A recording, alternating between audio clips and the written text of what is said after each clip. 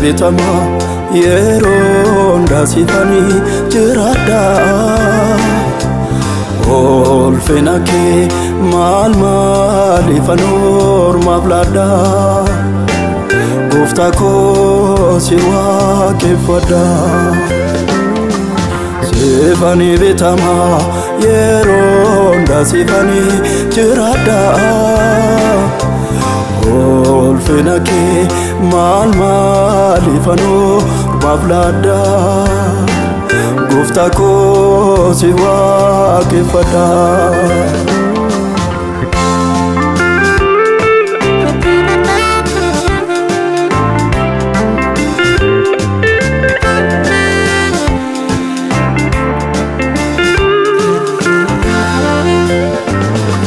argachuudhaan si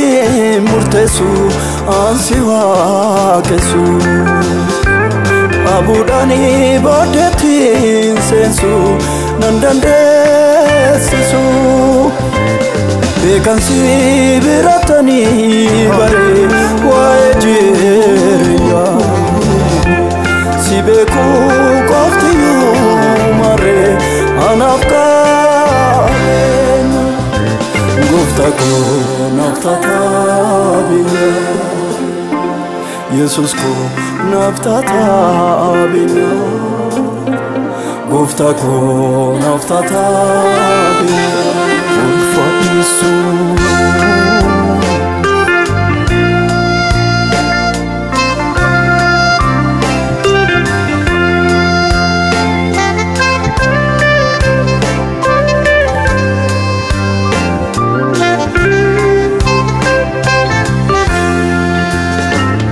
ajaja keen kasocho monyuka lafa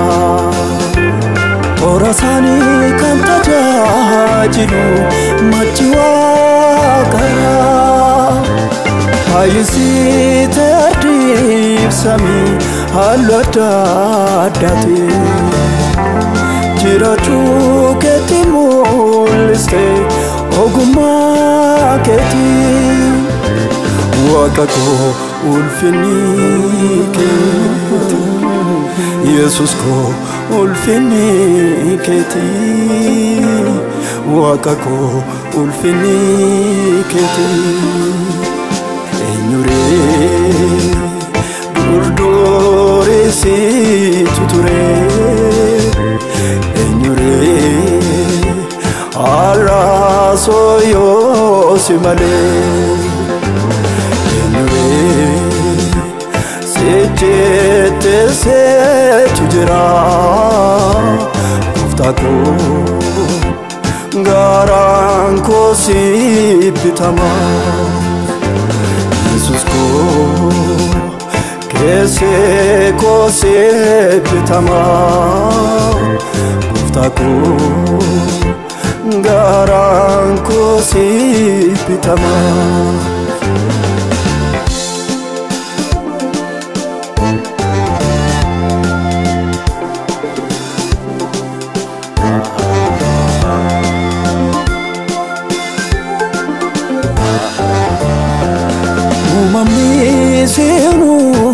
mami ate godada ojinar kake hundinu eye garida jireni sikesa mada atu jirenya hundenar kamawa mara atwaka yoda durake tansif koma gooftaa koo sifan bitama durake tansif koma sifan bitama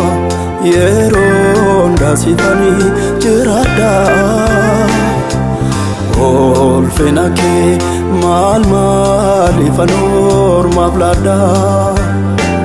gooftaa koo si waaqeffadha sifanii bitama yeroon daasifanii jiraadha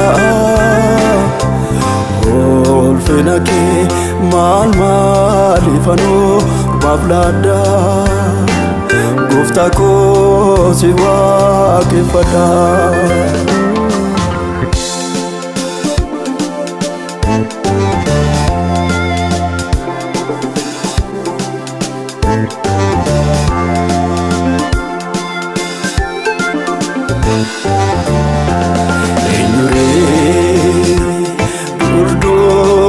Si tuture enyure araso yo simale enyure sejete se tujera uftako garanko si pitama Jesus ko Ese kose pitama